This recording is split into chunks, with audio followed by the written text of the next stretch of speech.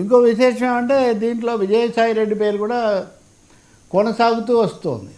జగన్మోహన్ రెడ్డి పేరేమో ఆయన ఆదేశాల ప్రకారం జరిగిందని చెప్పడం ఒకటి, ఇంకా విధానపరంగా కూడా ఈ విధానాన్నే ఒక పెద్ద లోతైన రహస్య అవగాహనతో రూపొందించారని, అందుకే అసలు నాకేం తెలీదు అని అప్పుడు ఎక్సైజ్ మంత్రిగా ఉన్న మాజీ ఉప ముఖ్యమంత్రి నారాయణ స్వామి ఆయన చెప్తున్నారు. ఆయన మా ఫోన్ ఏమో స్వాధీనం చేసుకొని దాన్ని ఫోరెన్సిక్ పరీక్షకు పంపించారు.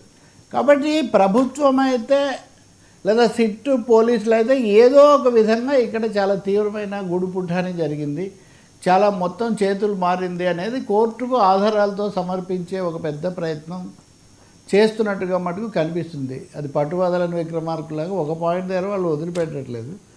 ఇప్పుడు డబ్బు చేతులు మారుండొచ్చు, వీళ్ళే పాడుకొని ఉండొచ్చు, ఇవన్నీ అయిండొచ్చు, కానీ రాజకీయంగా సంబంధాలు ఎలా నిరూపిస్తారు అనే ప్రశ్నలు వస్తాయి. కాబట్టి దానికోసం ఈ కనెక్షన్స్ వీళ్ళకి వీళ్ళకని ఇదంతా ఒక పెద్ద ఒక మ్యాప్ గీస్తున్న ఇది మ్యాప్కి అనుగుణంగా ఈ